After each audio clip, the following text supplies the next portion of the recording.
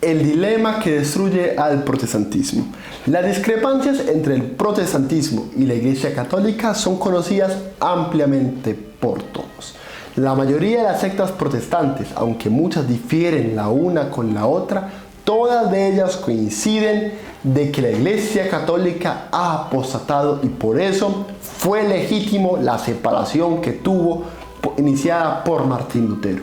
El propio Lutero, padre del protestantismo, dice así, abro comillas, la Iglesia de Roma, que antes era la más santa de todas las iglesias, se ha convertido en la más anárquica, guardiana de ladrones, en el más desvergonzado de todos los burdeles, el reino mismo del pecado, de la muerte y del infierno. Al afirmar que la Iglesia Católica, la misma iglesia fundada por nuestro Señor Jesucristo, ha caído en apostasía y ha llegado incluso a convertirse en el reino del pecado, Lutero entra en conflicto no solamente con la iglesia y con el Papa, sino con mismo nuestro Señor Jesucristo, el Verbo encarnado y las Sagradas Escrituras. Porque las mismas Sagradas Escrituras contradicen esta idea de que Lutero de que la Iglesia Católica ha apostatado.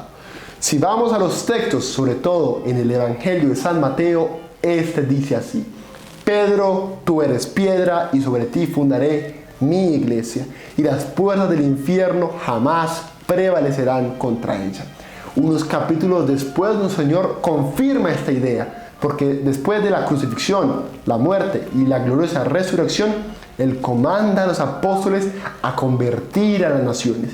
Y en Él dice, y aquí yo estaré con vosotros hasta el final de los tiempos. Los protestantes usualmente dicen que la iglesia, en efecto, sí era la iglesia fundada por Cristo, pero con el transcurso de los siglos, ésta abandonó su misión y le dio las espaldas a Dios, pero ignoran que el propio Dios ya le había prometido a esta que Él siempre estaría con ella sin importar las crisis y las infidelidades de sus miembros. Lutero, al decir de que Roma había apostatado, sin quererlo le generó un dilema para sus seguidores. Por un lado, si dice que la Iglesia Católica apostató, esto convertiría a nuestro Señor en un mentiroso, ya que la promesa del mismo Dios no fue cumplida de que acompañaría a su iglesia hasta el final de los tiempos. Por otro lado, si admite que la Iglesia Católica es válida, como dicen las Escrituras, entonces no habría razón para abandonarla porque seguiría siendo la Iglesia de Dios. En ambos casos, el protestantismo sale perdiendo. Hay varios apologetas protestantes que dicen que no, que en efecto existía un pequeño grupo de fieles que incluso aunque la iglesia había abandonado, este pequeño grupo de fieles mantuvo la tradición de la primitiva iglesia cristiana. No existe ninguna evidencia fáctica, ni mucho menos ninguna evidencia histórica de que existió una pequeña iglesia que se mantuvo fiel, ni mucho menos de que Martín Lutero era miembro de este grupo de fieles. El monje alemán justifica su rebelión por los abusos reales que ocurrían dentro de la iglesia, como la corrupción y los pecados de sus miembros. Pero su equivocación fue confundir la santidad de la iglesia con la santidad de sus miembros. La iglesia es santa en su doctrina, en sus sacramentos y en lo que cree, pero ella no es santa por los miembros que la conforman. Decir de que la iglesia es pecadora porque sus miembros son pecadores es igual de iluso que decir de que Cristo fracasó porque Judas lo traicionó. Una iglesia fundada por hombres. Al negar las mismas palabras de nuestro Señor, Lutero se atribuye una autoridad que él nunca tiene. No le corresponde ni al Papa de Roma determinar si la Iglesia Católica había apostatado, mucho menos a este monje revoltado. Solamente le corresponde a Dios determinar si la iglesia se ha apartado o no del camino.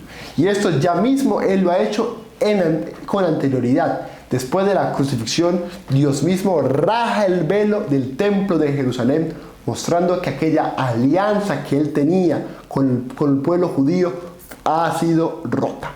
A su vez, Dios es el que determina si una iglesia es fiel o no es fiel, y no los miembros que la conforman. Lutero, en cambio, nunca recibió autoridad divina para declarar que la iglesia había apostatado. Al hacerlo, él y sus seguidores cayeron en la grave herejía que contradice las Sagradas Escrituras y la voluntad del mismo Dios.